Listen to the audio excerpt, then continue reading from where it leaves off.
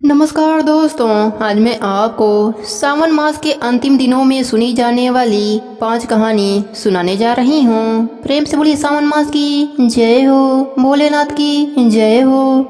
पूर्व काल में कुरु देश में श्रुति कीर्ति नाम वाला शास्त्र ज्ञाता कीर्तिमान शत्रु रहित राजा था। वह 64 कलाओं का जानकार धनु विद्या विशारद था। पुत्र सुख को छोड़कर उस राजा को सब आनंद था। संतान के लिए राजा बहुत चिंताकुल रहता था। उसने जप तथा ध्यान युक्त हो देवी की आराधना करी। उसके इस तप से देवी माता प्रसन्न होकर उससे बोली, हे सुब्रत, वर मांग। श्रुत कीर्ति ने कहा, हे देवी, यदि आप राजी हैं तो शोभन पुत्र दो। हे देवी, आपके कृपा रूपी प्रसाद से किसी अन्य चीज की कमी नहीं है। राजा की ऐसी बाणी को सुन मंद मंद हंसती हुई देवी ने कहा, हे राजन, तुम दुर्लभ वस्तु की याचना करते हो, लेकिन मैं कृपा कर तुमको पुत्र दूंगी। हे राजेंद्र, सुनो, पुत्र अत्यंत गुणी होगा, पर 16 साल से अधिक जीवित नहीं रहेगा। यदि सुंदरता तथा विद्या विहीन पुत्र होगा तो वह पुत्र बहुत समय तक जीवित रहेगा। देवी की बाणी को सुनकर राजा चिंता करने लगा। उसने अपने भार्या से विचार कर गुण विशिष्ट संपूर्ण लक्षण युक्त 16 साल तक की आयु वाला पुत्र मांगा। देवी ने उस समय भक्त राजा के लिए आज्ञा दे दी, हे नृपनंदन, मेरे दरवाजे पर आम का पेड़ है। मेरी आज्ञा से उस आम के पके फल को लेकर अपने पत्नी को खाने को दे देना। उसके खाने से उसी समय रानी निसंदेह गर्भ धारण करेंगी। राजा ने प्रसन्न हो देवी की आज्ञा अनुसार अपने पत्नी को आम्र फल दिया। उससे खाने से पत्नी से गर्भ धारण किया। उसके 10वें महीने में देवतुल्य पुत्र का जात कर्म आदि संस्कार कर दिया और शिव स्मरण करते हुए पिता ने उसका चिरायु नाम रखा। जिस समय उसे 16वां साल प्रारंभ हुआ, उसी दिन से सपत्नीक राजा को चिंता लगने लगी। राजा ने विचार किया, यह पुत्र बड़े ही कष्ट से प्राप्त हुआ है। अपने समक्ष इसकी दुखद मृत्यु कैसे देखूंगा। अतः राजा ने पुत्र के मामा के साथ उसे काशी भेजने का प्रबंध किया। यशस्विनी राजपत्नी ने अपने भ्राता से कहा, तुम कार्पटिक भेष धारण कर इस लड़के को काशी में ले जाओ। मैंने पूर्व में पुत्र की प्राप्ति के निमित्त भगवान मृत्युंजय की प्रार्थना की थी कि हे विश्वेश्वर, पुत्र की प्राप्ति पर जगतपति की यात्रा के लिए भेजूंगी। अतः पुत्र को इसी समय ले जाओ, इसकी यत्न से रक्षा करना। वह अपने बहन की बाणी को सुनकर भांजे को साथ लेकर काशी गया। रास्ते में जाते हुए कई दिन बाद वह आनंद नगर पहुँचे। वहाँ संपूर्ण समृद्धि से युक्त वीरसेन नाम का राजा था। उस राजा की कन्या संपूर्ण लक्षण संपन्न मंगला गौरी नाम वाली रूप लावण्य संपन्न थी। उस समय वह बालिका सखियों के सहित अपने गांव के समीप रमणीय बगीचे में खेल रही थी। उसी वक्त राजपुत्र चिरायु तथा उसका मामा दोनों वहां पहुंच गए। वे बालिकाओं को देखने की इच्छा से ठहर गए। इतने ही समय में क्रीड़ा करती हुई उन बालिकाओं में से एक बालिका ने क्रोधित होकर अत्यंत कठिन दुर्वचन रंडा कहा। इस दुर्वचन को राजपुत्री ने सुनकर कहा, तुम अयोग्य वाणी क्यों कहती हो? मेरे वंश में ऐसी स्त्री नहीं है। मंगला गौरी के वर प्रसाद से तथा मंगला गौरी व्रत के प्रभाव मात्र से मेरे हाथ से चावल जिसके मस्तक पर गिरते हैं, हे सखी, उसके साथ विवाह हो जाने पर थोड़ी आयु वाला हो तो भी वह चिरायु हो जाता है। तदंतर सब बालिकाएं अपने अपने घर को चली गईं। उसी रोज राजकन्या का विवाह का दिन था। बलिकल देश के ढीढ़ धर्मा राज के पुत्र सुकेतु नाम वाले को देना निश्चय हो चुका था, पर वह सुकेतु मूर्ख, कुरूप तथा बहिरा था। अतः वर पक्ष वालों ने मंडप में अच्छा वर ले जाने का निश्चय किया। विवाह होने पर वहां सुकेतु चला जाएगा। यो विचार कर चिरायु के समीप जाकर उसके मामा से कहा, यह बालक हमें दे दो, क्योंकि आपके बालक द्वारा हमारा कार्य सिद्ध होगा। इस भूमि पर परोपकार के तुल्य अन्य कोई धर्म नहीं है। यह बाणी श्रवण कर उसका मामा हृदय से राजी हुआ, क्योंकि उन्होंने पूर्व में वाटिका में बालिका की बाणी सुनी थी। लेकिन वर पक्षीय जनों से कहा, आप लोग इस बालक को क्यों चाहते हैं? कार्य सिद्ध के वास्ते अलंकार आदि मांगा जा सकता है, परंतु वर की भिक्षा नहीं दी जा सकती। आप लोगों के गौरार्थ फिर भी मैं देता हूँ। उन्होंने चिरायु को वहां ले जाकर विवाह कार्य सिद्ध किया। कार्य होने पर रात में गौरी शंकर के समीप वह चिरायु पुत्र सुप्रसन्न चित्त से राजकन्या मंगला गौरी के साथ सो गया। उसी रोज चिरायु का 16वां साल समाप्त था। उसी समय सांप के रूप में काल वहां आया। इसी समय दैवयोग से राजकन्या उठ गई। वह महासर्प को देख भय से विह्वल होकर कांपने लगी। उस समय धीरता से राजकन्या ने सांप की पूजा की। 16 उपचारों से अर्चन कर पीने के लिए बहुत सा दूध दिया और प्रार्थना करी। दिन बाड़ी से उसने सांप की स्तुति की। मंगला गौरी ने कहा कि मैं उत्तम व्रत करूंगी। मेरे पतिदेव इस सर्प से जीवित हो जाएं तथा चिरंजीवी हो जाएं। ऐसा कीजिए। उसी समय उस सांप ने कमंडलू में प्रवेश किया। अपनी कंचुली चोली से राजकन्या ने उस कमंडल का मुख बांध दिया। तदंतर उसके पतिदेव शरीर के अंगों को ऐंठते हुए जाग गए। अपने पत्नी से बोले, हे प्रिय, मुझे भूख सता रही है। उसने माता के समीप जाकर पायस, लड्डू आदि लाकर पति को दिया। उसने प्रसन्न चित्त से भोजन किया। हाथ को धोने के समय उसके हाथ से अंगूठी गिर गई। वह पान खाकर फिर से सो गया। फिर वह राजपुत्री कमंडलू पात्र को फेंकने गई, लेकिन विधि के विधान से बाहर जाने पर चमकते हुए हार की क्रांति देख विस्मय को प्राप्त हो गई। उसी घट में स्थित हार को अपने कंठ में धारण किया। कुछ रात शेष रह जाने पर चिरायु का मामा उसे ले गया। चिरायु के जाने के बाद वर पक्षी जन सुकेतु को वहाँ लेकर आए। मंगला गौरी ने उस सुकेतु को देखा तो वह कहने लगी, यह मेरा स्वामी नहीं है। सभी वर पक्षी महानुभाव राजकन्या से कहने लगे, हे सुबे, यह क्या कह रही हो? यदि कोई पहचान हो तो कहो। मंगला गौरी ने कहा, जिसने रात में 9 रत्नों की निर्मित अंगूठी मुझे दी, वह इस अंगुली में देखकर पहचान करे। रात में स्वामी पतिदेव ने मुझे हार दिया। उस हार के रत्नों की सुंदरता कैसी है, यह बतावे।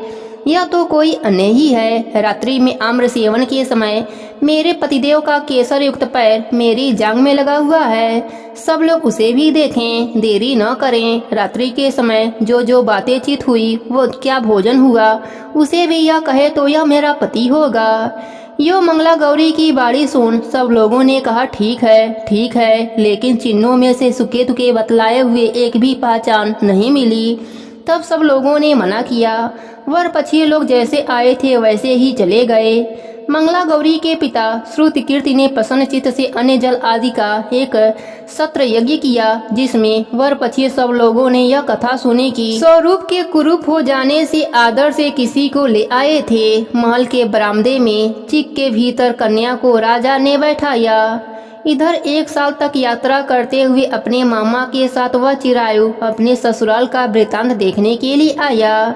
जब मंगला गौरी ने चिक के भीतर से उसे देखा तो लोग प्रसन्न होकर अपने माता पिता से कहने लगी, मेरे पति आ रहे हैं। सुहृदय गणों को बुलाकर राजा ने पूर्व कही हुई सारी पहचान देख पवित्र मुस्कान वाली पुत्री को चिरायु को दे दिया। शिष्ट लोगों के सहित राजा ने विवाह उत्सव कर वस्त्र भरण आदि अश्व, गज, रथ तथा बहुत सी चीज विदाई में दिया। फिर वह चिरायु अपनी पत्नी एवं मामा के सहित कुल नंदन सेना सहित अपने नगर गया।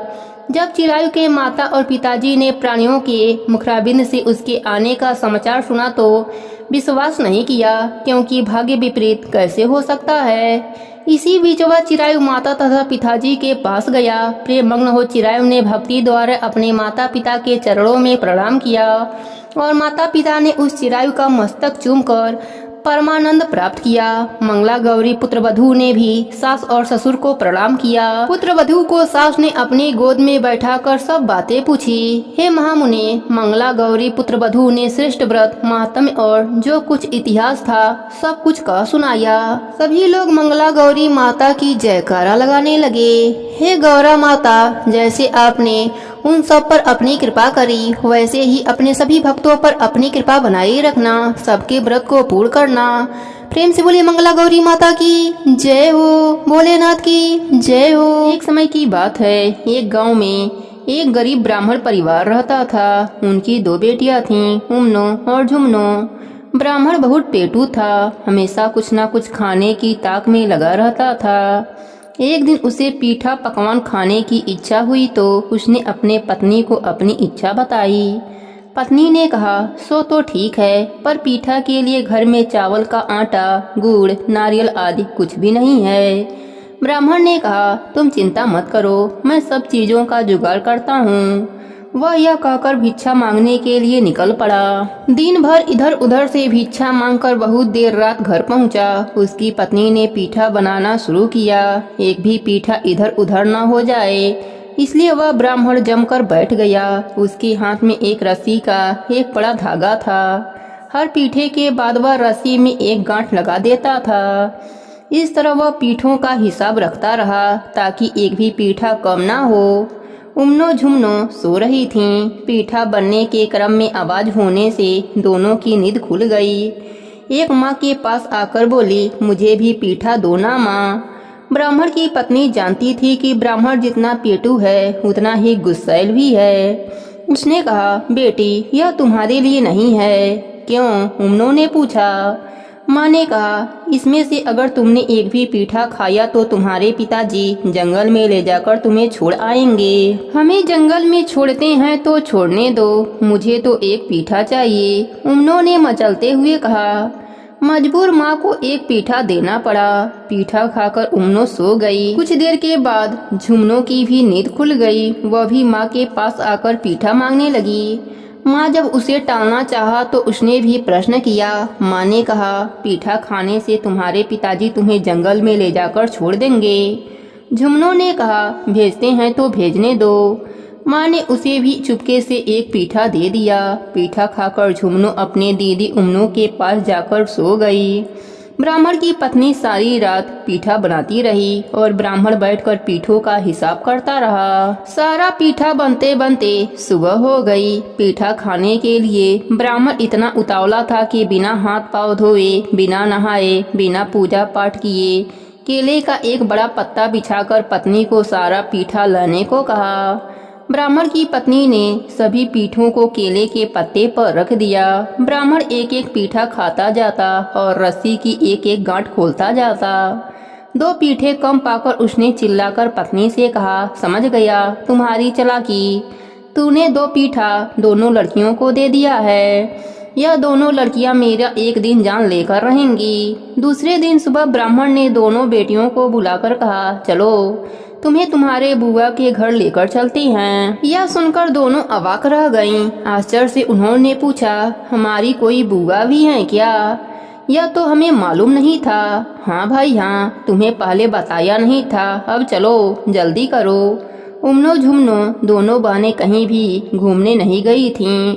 बुआ के घर घूमने की बात सुनकर झटपट तैयार हो गईं। ब्राह्मण की पत्नी सब समझ रही थी और आश्चर्यचकित भी हो रही थी, पर ब्राह्मण के क्रोध के डर से वह कुछ बोल नहीं पा रही थी। विवशतावश उसकी आंखों में आंसू आ गए और पीठा देने के कारण वह मन ही मन अपने आप को कोस रही थी। उमनो झुमनो को ब्राह्मण सारा दिन इधर उधर घुमाता रहा। फिर उन्हें लेकर घने जंगल में पहुंचा। तब तक अंधेरा हो चुका था। दोनों बेटियों ने पूछा, बुआ का घर अब कितनी दूर है? ब्राह्मण बोला, बस अब हम लोग पहुंचने ही वाले हैं, लेकिन हम लोग अब चल नहीं पा रहे हैं। दोनों ने कहा, तो फिर तुम दोनों उस पेड़ के नीचे थोड़ा सा आराम कर लो। मेरे गोद में सिर रखकर थोड़ा सा सो लो, उसके बाद हम आगे चलेंगे। पिता की बात मानकर दोनों पिता के गोद में सिर रखकर सो गईं। दोनों इतनी थकी थीं कि लेटते ही उन्हें गहरी नींद आ गई। सुनहरा अवसर देखकर ब्राह्मण ने दोनों बेटियों का सिर गोद से उतारकर सिर के नीचे पत्थर रख दिया। फिर जेब से एक आलते की शीशी निकालकर आलते को इधर उधर छिड़क दिया। उसने सोचा कि जब दोनों बेटियां उठेंगी तो आलते को खून समझकर सोचेंगी कि कोई जानवर उनके पिता को घायल करके उठाकर ले गया है। वह अपने बेटियों को जंगल में छोड़कर घर वापस आ गया। पहले झुमनो की नींद खुली। अपने पिता को वहां न पाकर वह घबरा गई। उसने सोचा, निश्चय ही पीठा खाने के अपराध के कारण उसके पिता उसे जंगल में छोड़कर चले गए हैं। उसने उमनो को जगाया। उसे भी विश्वास नहीं हो रहा था कि उसके पिता इस तरह छोड़कर जा सकते हैं। वह चारों ओर फैले आलते को खून समझकर बोली, लगता है पिताजी को बाघ उठाकर ले गया है। उमनो ने कहा, फिर हमारे माथे के नीचे पत्थर कहाँ से आया? यह बात तो है, उन्होंने कहा। हमें याद है वह समय हम पिताजी के गोद में सिर रखकर सो रहे थे। अगर बाघ पिताजी को ले जाता तो हमारे सर के नीचे ईंट कौन रख जाता। निश्चय रूप से पीठा खाने के अपराध में पिताजी ने हमें जंगल में छोड़ दिया है, झुमनों ने कहा। झुमनों की बात उसे सच लगी, परंतु अब वह क्या करें। चारों ओर घना जंगल, जंगली जानवरों की आवाजें। अब वे क्या करेंगी, कहाँ जाएंगी। झुमनों ने कुछ देर तक सोचने के बाद कहा, दीदी इस समय हमें धैर्य से काम लेना होगा। चिंता करने और रोने धोने से कोई लाभ नहीं होगा। पहले हमें किसी सुरक्षित आश्रय की खोज करनी चाहिए। सामने एक विशाल बरगद का पेड़ है, उसकी ओट पर हम रात बिता सकते हैं। फिर उन्होंने बरगद के पेड़ की ओट में रात बिताई। सुबह होते ही वह जंगल से बाहर निकलने के लिए तेज कदमों से चलने लगीं। कुछ दूर जाने पर उनकी दृष्टि कुछ देव कन्याओं पर पड़ी। वह कोई पूजा कर रही थीं। उन्हें देख दोनों ने सोचा, यह किसकी पूजा कर रही हैं। तभी कहीं से आवाज उन्हें सुनाई पड़ी, यह लोग भोलेनाथ की पूजा कर रहे हैं। क्यों, यह दोनों ने पूछा। उत्तर मिला, दरिद्रता से मुक्ति पाने के लिए। उमनो झुमनो उस ओर बढ़ी। वहां उनके खड़े होते ही पूजा का कलश उलट गया। देव कन्याएं चिल्ला उठीं, कौन है यह पापीन, क्या चाहती हो तुम दोनों। वह दोनों बोली, हम अत्यंत असहाय हैं। हमारे पिताजी कल रात हमें जंगल में छोड़कर चले गए हैं। घूमते घूमते हम यहाँ आ पहुँचे हैं, हम पर दया कीजिए। उनकी कातर बाड़ी को सुनकर देव कन्याओं का मन पसीज गया। उन्होंने कहा, जाओ सामने के तालाब में स्नान करके आओ, फिर हमारे साथ पूजा करना। दोनों उमनो झुमनो तालाब में स्नान करने गईं। पानी में पैर रखते ही तालाब का सारा पानी सूख गया। उन लोगों ने वापस आकर देव कन्याओं को सारी बात बताई। तब तक देव कन्याओं ने दूब की एक अंगूठी तैयार कर लिया, उन्हें दिया और कहा, पहले इसे तालाब में फेंकना, फिर उनमें उतरना। किसी प्रकार की असुविधा नहीं होगी। दोनों उमनो झुमनो तालाब के पास पहुंची और दूब की उस अंगूठी को उस तालाब में फेंक दिया। देखते ही देखते तालाब पानी से भर गया और वह दोनों उसमें स्नान कर लौटी। पूजा समाप्त होने पर देव कन्याओं ने उन्हें वर मांगना सिखाया।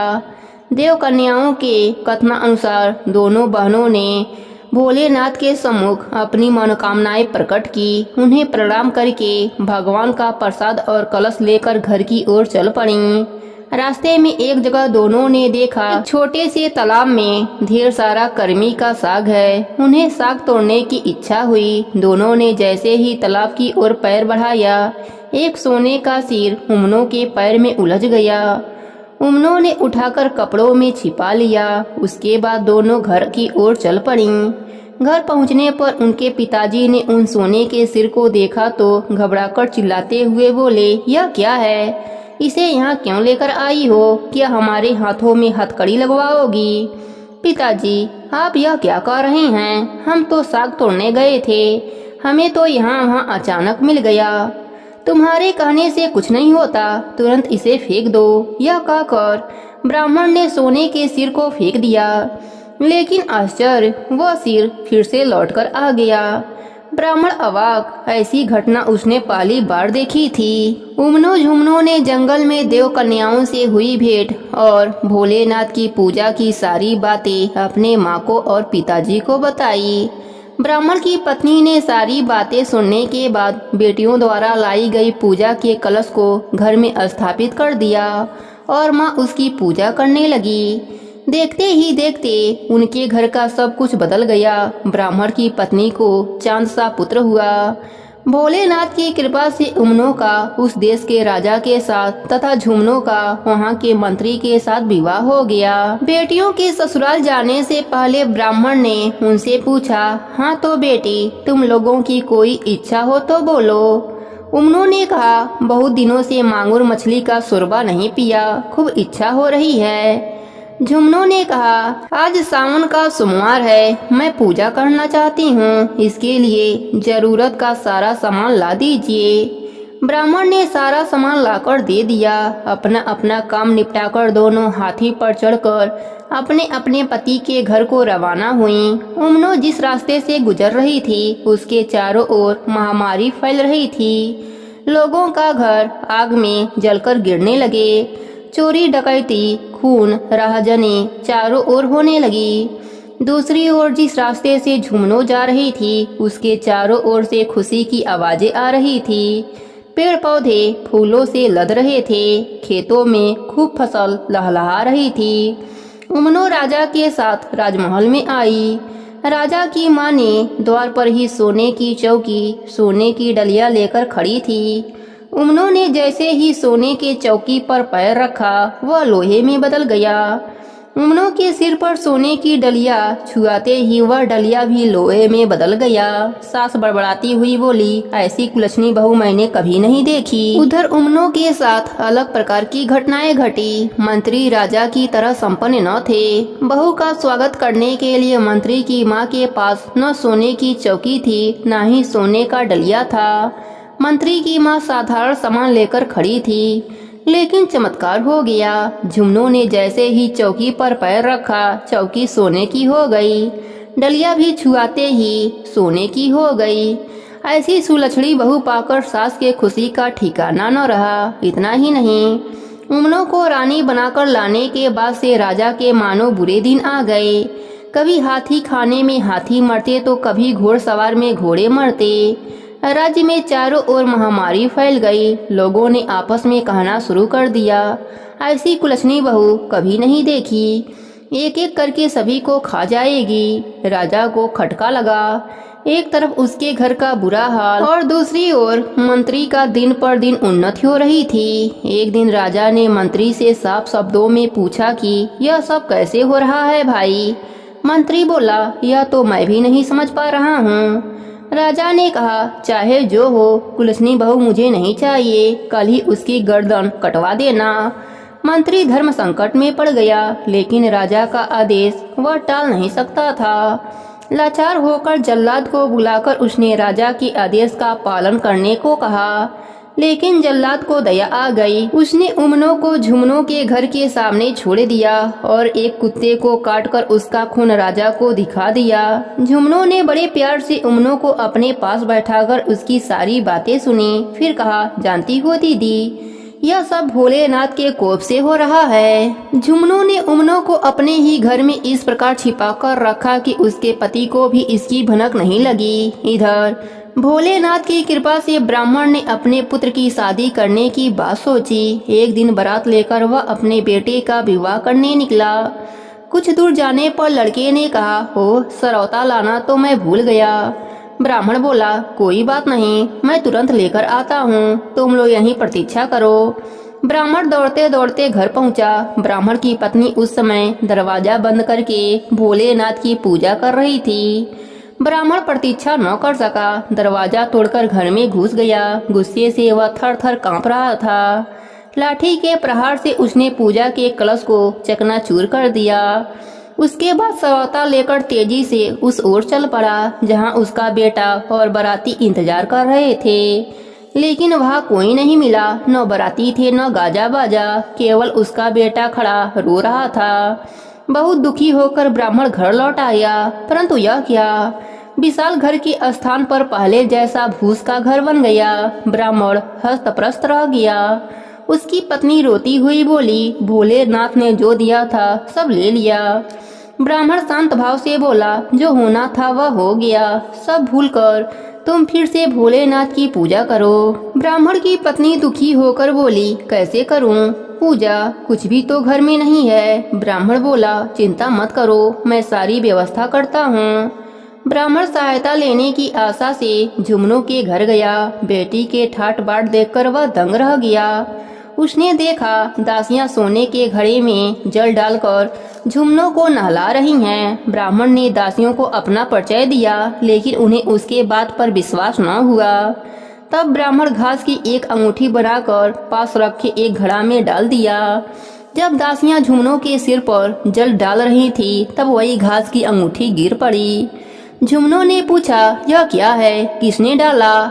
एक दासी बोली, एक आदमी ने, वह बता रहे हैं कि वह आपके पिताजी हैं। झुमनो ने आदेश दिया, उन्हें जल्दी यहाँ ले आओ। दासियां शीघ्र ब्राह्मण को अंदर ले गईं। झुमनो ने अपने पिता का आदर सत्कार किया।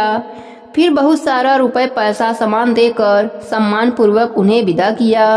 लेकिन रास्ते में ही डाकुओं ने सब कुछ लूट लिया। बेचारा ब्राह्मण खाली हाथ घर लौटा। पति को खाली हाथ लौटा देख उसकी पत्नी ने पूछा, क्या हुआ, बेटी ने कुछ नहीं दिया क्या?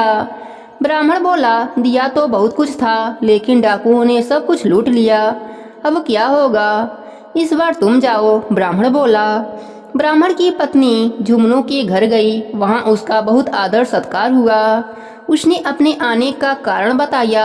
झुमनू अपने माँ को सलाह देती हुई बोली, तुम यहीं भोलेनाथ की पूजा करके घर जाना। ब्राह्मण की पत्नी मान गई। उसके बाद सावन का महीना आया। झुमनू ने अपने दीदी उमनू को उपवास रखने और भोलेनाथ की पूजा करने को कहा। पूजा के अंत में इच्छित वर मांगने को कहा। ब्राह्मण की पत्नी ने मांगा, मेरा सब कुछ पहले जैसा लौट आए। उमनू ने मांगा, मेरा घर जैसा था फिर से वैसा हो जाए, मुझ पर पति की कृपा हो जाए। देखते ही देखते दोनों की इच्छाएं पूर्ण हो गईं। उनके जीवन में किसी भी चीज का अभाव न रहा। अब तो उमनो झुमनो और उसकी माँ हर साल सावन सोमवार का व्रत करने लगीं और सावन के पूरे महीने में भोलेनाथ का नित्य नियम निभाने लगीं, जिसके फलस्वरूप उनको इहलोक पर सुखों की प्राप्ति हुई और मरने के बाद शिवलोक का सुख मिला। हे भोलेनाथ, जैसे आपने इन सब पर अपनी कृपा करी, वैसे ही अपने सभी भक्तों पर अपनी कृपा बनाए रखना, सबके व्रत को पूर्ण करना। प्रेम से बोले भोलेनाथ की जय हो, पार्वती माता की जय हो। युधिष्ठिर ने कहा, हे केशव, श्रावण मास के शुक्ल पक्ष की एकादशी का क्या नाम और क्या महात्म्य है, कृपा आप कहिए। श्री कृष्णचंद्र जी ने कहा, हे राजन, अब आप ध्यान पूर्वक इसकी भी कथा सुनो। द्वापर युग में राजा महिजीत महिष्मती नगरी में राज्य करता था, परंतु पुत्र न होने के कारण वह अत्यंत ही दुखित था और पुत्र प्राप्ति के लिए अनेक प्रकार के प्रयत्नों को करता था।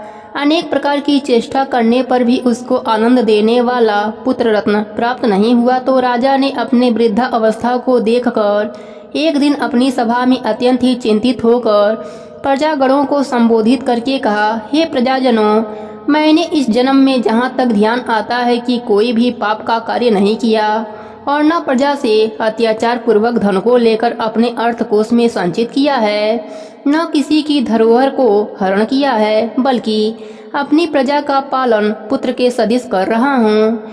धर्म कार्य के द्वारा पृथ्वी को भी अपने बस में कर रखा है, अत्यंत दुष्ट कार्य करने वालों को दंडित किया है और शिष्ट शत्रुओं के साथ भी मैंने उत्तम से उत्तम व्यवहार किया है, परंतु न मालूम किस अज्ञात कारण के विषय से मुझे पुत्र रत्न की प्राप्ति नहीं हुई। इस पर आप लोग ध्यान पूर्वक विचार कीजिए। इस प्रकार राजा के अर्थ वचनों को सुनकर के प्रजागण और पुरोहित आपस में सम्मिलित करके राजा के कल्याण के निमित्त वन में गए और मुनियों के आश्रमों को ढूंढते हुए इधर उधर वन में भ्रमण करने लगे।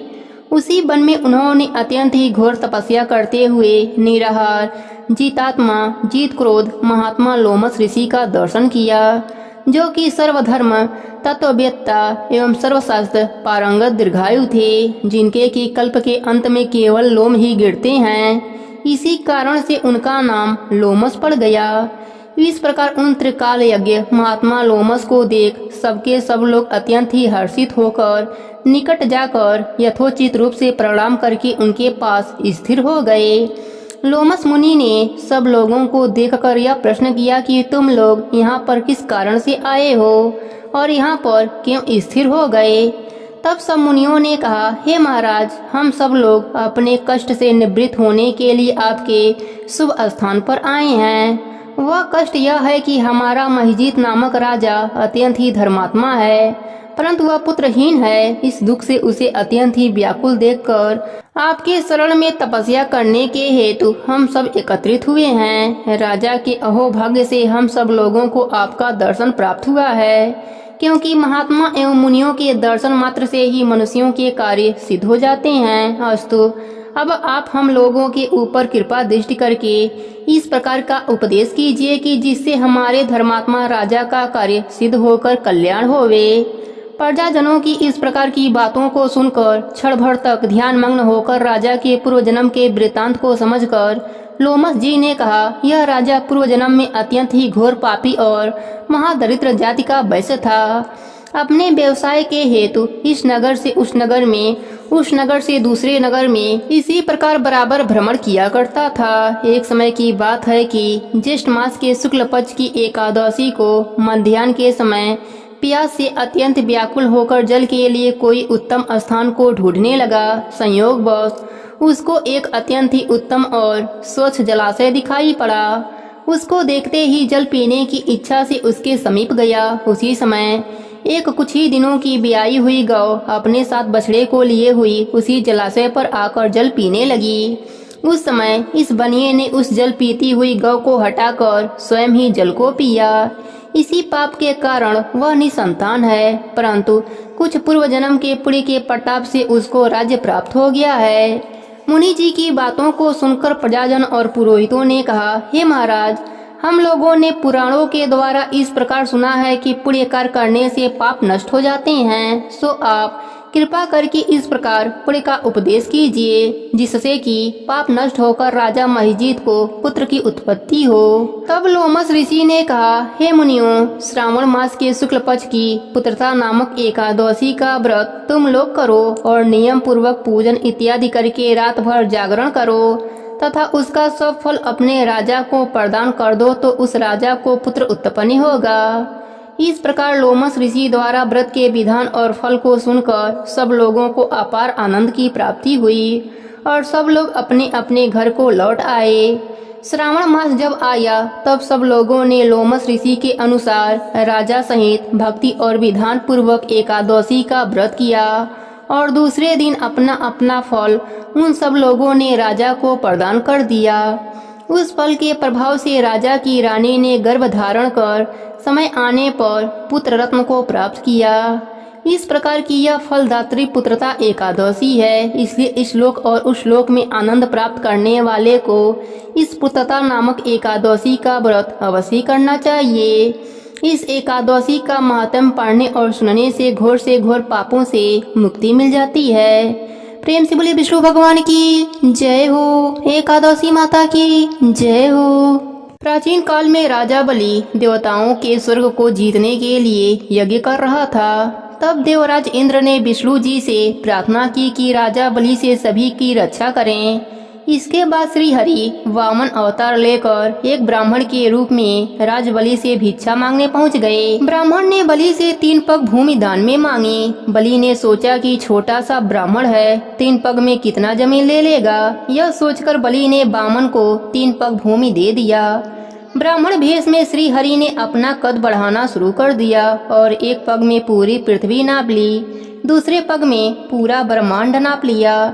इसके बाद ब्राह्मण रूप में श्री हरि ने पूछा, अब मैं तीसरा पग कहाँ रखूं? राजा बलि समझ गए कि यह सामान्य ब्राह्मण नहीं है। बलि ने तीसरा पैर रखने के लिए अपने सर आगे कर दिया। यह देखकर वामन अवतार श्री हरि प्रसन्न हो गए और अपने स्वरूप में आकर बलि से वरदान मांगने के लिए कहने लगे। राजा बलि ने भगवान विष्णु से कहा, आप हमेशा मेरे साथ पाताल लोक में रहें। भगवान ने यह स्वीकार कर लिया और राजा के साथ पाताल लोक को चले गए। उधर यह सब सुनकर देवी लक्ष्मी जी परेशान हो गई। फिर उन्होंने एक लीला रची और गरीब महिला बनकर राजा बलि के सामने पहुंची और राजा बलि को राखी बांधी। बलि ने कहा, मेरे पास तो आपको देने के लिए कुछ नहीं है। इस पर देवी लक्ष्मी जी अपने रूप में आ गईं और बोली, आपके पास तो साक्षात विष्णु भगवान हैं, मुझे वही चाहिए, मैं उन्हें ही लेने आई हूँ। इस पर बलि ने भगवान विष्णु को माता लक्ष्मी जी के साथ जाने दिया। जाते समय विष्णु भगवान ने राजा बलि को वरदान दिया कि वह हर साल 4 महीने पाताल में ही निवास करेंगे। यह 4 महीने चतुर्मास में जाने जाएंगे, जो देवशयनी एकादशी से देव उठनी एकादशी तक होंगे। राखी से जुड़ी कहानी एक महाभारत में भी मिलती है। जब युधिष्ठिर इंद्रप्रस्थ में यज्ञ कर रहे थे, उस समय सभा में शिशुपाल भी मौजूद थे। शिशुपाल भगवान श्री कृष्ण का अपमान किया। तब श्री कृष्ण ने अपने सुदर्शन से उनका वध कर दिया। लौटते समय भगवान की छोटी अंगुली कट गई और रक्त बहने लगा। यह देख द्रौपदी आगे आई और उन्होंने झट से साड़ी का पल्लू फाड़कर श्री कृष्ण की अंगुली पर लपेट दिया। उसी समय भगवान श्री कृष्ण ने द्रौपदी को वचन दिया था कि वह एक एक धागे का मोल जरूर चुकाएंगे। यह घटना जिस दिन हुई थी उस दिन सावन महीने की पूर्णिमा तिथि थी। कुरु सभा में द्रौपदी की लाज बचाकर अपना वचन पूरा किया। मान्यता है कि तभी से रक्षाबंधन का पर्व मनाया जाने लगा। प्रेम से बोले कृष्ण भगवान की जय हो, सावन मास की जय हो। एक गांव में एक बुढ़िया माई अपने बेटे के साथ रहती थी। दोनों माँ बेटे मेहनत मजदूरी करके अपना गुजारा चलाते थे। बुढ़िया ने कुछ समय बाद अपने बेटे का विवाह करा दिया और घर में बहू ला दी। बुढ़िया की बहू बहुत ही सुंदर और संस्कारिक थी। वह नित्य प्रति जल्दी उठती, घर को बहारती, स्नान आदि कार्य कर भगवान शिव जी का पूजन करती, कथा कहानी कहती और सुनती। पूजा का कार्य बहू अपने घर पर ही रहकर करती। विवाह के कुछ समय बाद सावन का महीना आया। बुढ़िया की बहू भोलेनाथ की परम भक्त थी, तो उसके मन में यह विचार आया कि वह सावन मास में मंदिर जाकर शिवलिंग सींचे, पूजा पाठ करे, कथा कहानी सुने। उसने अपने मन की बात को अपने सास से कहा, माँ जी, सावन मास शुरू हो गया है, मैं शिवालय जाकर पूजा पाठ करना चाहती हूँ, शिवलिंग सींचना चाहती हूँ। परंतु बुढ़िया माई ने उसे ऐसा करने से रोक दिया। उसने कहा, घर में ही पूजा पाठ कर लो, मंदिर जाने से काफी समय खराब हो जाएंगे, इतने में तो घर का सारा काम हो जाएगा। सास की बात सुनकर बहू उदास हो गई। बहू कुछ कर भी नहीं सकती थी, अतः वह उदास होकर घर के कार्यों में लग गई। पर उस दिन उसने कुछ भी अन्य जल ग्रहण नहीं किया। अगले दिन बहू कुएं पर जल भरने गई तो रास्ते में उसने देखा गांव की कुछ लड़कियां पूजा की थाली सजाकर मंदिर की ओर जा रही हैं। उसने उनको रोका और पूछा, आप लोग कहाँ जा रही हैं? उन्होंने कहा, सावन का महीना शुरू हो गया है, हम सब भगवान भोलेनाथ की पूजा करने मंदिर में जा रहे हैं। यह सुनकर बहू के मुख पर उदासी आ गई। लड़कियों ने पूछा, आप हमारी बात सुनकर उदास क्यों हो गईं? क्या आपको शिव पूजा नहीं भाती? बहू बोली, नहीं, ऐसी बात नहीं है, वह तो मेरे आराध्य देव हैं, लेकिन मेरी सास मुझे मंदिर में पूजा के लिए नहीं जाने देती है। लड़कियों ने कहा, आप चिंता मत कीजिए, आप हर रोज इसी समय जब पानी भरने आया कीजिए, तब हमारे साथ मंदिर में पूजा कर लिया करना। बहू बोली, मेरे पास पूजा की कोई सामग्री नहीं है, घर से लाऊंगी तो सास को पता चल जाएगा। लड़कियों ने कहा, कोई बात नहीं, आप हमारी पूजन सामग्री से पूजा कर लेना। यह सुनकर बहू बहुत खुश हो गई। अब बहू हर रोज लड़कियों के साथ मंदिर जाने लगी, वहाँ शिवलिंग सींचने लगी और भक्ति भाव से भोलेनाथ का पूजन करती। भोलेनाथ से कहती, मैंने अपने सास से इस बात को छिपाया है, इसके लिए मुझे क्षमा कर देना प्रभु। ऐसे ही पूजा पाठ करते करते पूरा सावन मास समाप्त हो गया। जब सावन मास का अंतिम दिन आया तो बहू ने सोचा, पूरा महीना मैंने उन लड़कियों की सामग्री से पूजन किया है, आज तो मुझे कुछ अपना भोलेनाथ को अर्पित करना चाहिए। ऐसा सोचकर उसने नाक से अपने सोने की नथ को उतारी और धोकर शिवलिंग पर अर्पित कर दिया।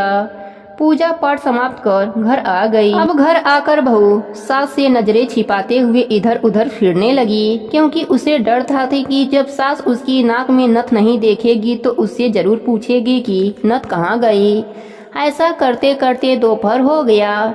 तभी अचानक से सास की नजर उसके नाक पर पड़ी। नाक देखकर सास ने पूछा, बहू तुम्हारी नथ कहाँ गई? बहू बोली, माँ जी मुझे नहीं पता, कहीं गिर गई होगी। सास ने कहा, आज तुम कहाँ कहाँ गई थी, बताओ, हम वहीं पर नथ को ढूंढेंगे। बहू ने कहा, सुबह कुएं पर जल भरने गई थी, उस समय मेरे नाक में नथ थी, फिर बाद में गोबर का कंडा पाथने गई थी। तब सास ने कहा, चलो वहाँ चलकर खोजते हैं। सास बहू दोनों वहाँ पहुँच गए। सास बहू से कहा, एक कंडा तोड़कर देखते हैं, और वह दोनों कंडे तोड़ने लगे। दोनों ने जैसे ही कंडा तोड़ा, दोनों के कंडे में एक एक नथ निकला। सास ने कहा, नथ तो एक ही गिरी थी, दो कैसे हो गई? सास ने फिर एक और गोबर का कंडा तोड़ा, उसमें भी नथ। अब सास कंडे तोड़ती जाए और सब में नथ निकलती जाए। सास ने बहू की ओर देखा और पूछा, यह क्या माजरा है? तब बहू ने सास से क्षमा मांगते हुए सारी बात बताई और कहा, यह भोलेनाथ का आशीर्वाद है। आज मैंने सावन माह के आखिरी दिन पर उन्हें एक नथ अर्पित किया था और उन्होंने मुझे इतनी सारी वापस कर दिया। सास बहू की बात सुनकर कहा, सावन मास में स्नान, दान, जप, तप और व्रत का इतना महत्व है तो अगली बार हम दोनों मिलकर शिवलिंग सींचेंगे, पूजा पाठ करेंगे।